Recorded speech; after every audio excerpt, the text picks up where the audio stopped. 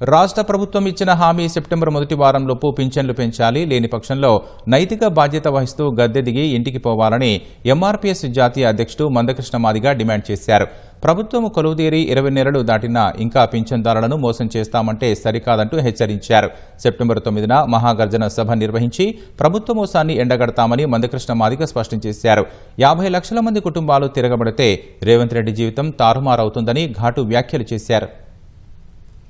పెన్షన్లు పెంచమని చెప్పి ప్రతిపక్షాలు ఎవరు అడుగుతలేరని కదా అనుకుంటున్నావేమో. అవును, ప్రతిపక్షాల అసమర్థత ఉంటే ఉండవచ్చు, కానీ ఎంఆర్పీఎస్ చూస్తూ ఊరుకోదు. ఎంఆర్పీఎస్ ఎప్పుడు ఒక కులం పక్షాన్ని ఎప్పుడు లేదు, ఒక్క వర్గీకరణ పోరాటం తప్ప మిగిలిన అన్ని పోరాటాలు సమాజంలో పేద వర్గాల కోసమే పోరాటాలు చేయడం జరిగింది. ఇప్పుడు కూడా పెన్షన్ పెంచే విషయంలో ప్రతిపక్షాల వైఫల్యం కనిపిస్తున్న ఈ సందర్భంగా, పెంచి ఇచ్చే విషయంలో ప్రభుత్వం మోసం కనిపిస్తున్న సందర్భంగా ఇక మోసం ఎల్లకాలం చెల్లదని, ప్రతిపక్షాల మౌనం ఇక వీడాలని గుర్తు చేయడం కోసమే వెంటనే పెన్షన్ పెంచకపోతే రాజీనామా చేసి ఇంటికి వెళ్లాలని చెప్పడం కోసమే సెప్టెంబర్ 9న హైదరాబాద్ లో మహాగర్జన వికలాంగులు మరియు వృద్ధులు వితంతులతో పాటు చేయుత పరిధిలో పెన్షన్ పొందే పేద వర్గాల మహాసభ, కొత్తగా పెన్షన్ కోసం దరఖాస్తు పెట్టుకున్న వాళ్ళందరి మహాసభ హైదరాబాద్ లో జరగబోతుంది. ఆ మహాసభ కంటే ముందు పెన్షన్ పెంచితే ఎంతో కొంత గౌరవం రేవంత్ రెడ్డి ప్రభుత్వానికి ఉంటది. పెన్షన్ పెంచకపోతే మాత్రం ఖచ్చితంగా అది ఒక ఉద్యమంగా మారుతుంది.